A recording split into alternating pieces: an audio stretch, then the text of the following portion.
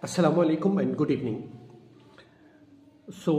Welcome back to the second part of income tax.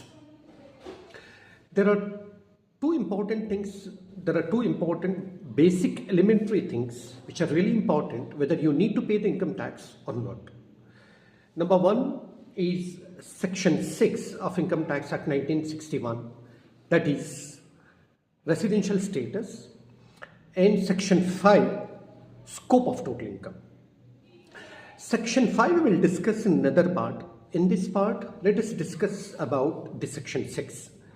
Section 6 decides the extent of taxable income, that whether you need to pay the tax on the income or you need not to pay the tax on the income, though you have the income.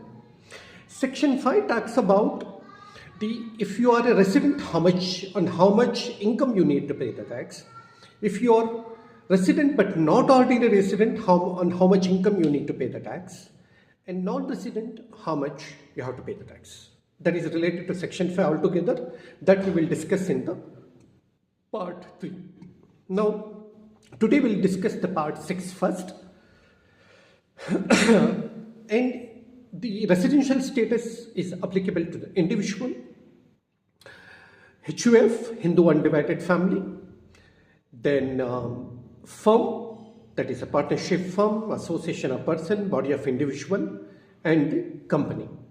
So we will discuss today all of this, when and how, whether they are resident of India and whether they are not resident of India. And there is a third category as well, a resident but not ordinary resident. And this third category is applicable only for the individual and the HUF.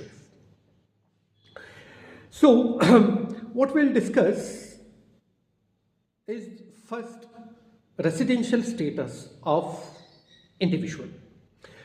So, residential status is nothing to do with the citizenship or domicile or nationality of the country. Anybody can be a resident of India if he satisfies some conditions. If he or she satisfies some condition, anybody can be the resident of any country. So when we are talking about India, let us talk about India. That any national, any country's national can be resident in India, and his taxability applicable whether he is a resident of India or a non-resident of India. Here, this is the physical state, resident in the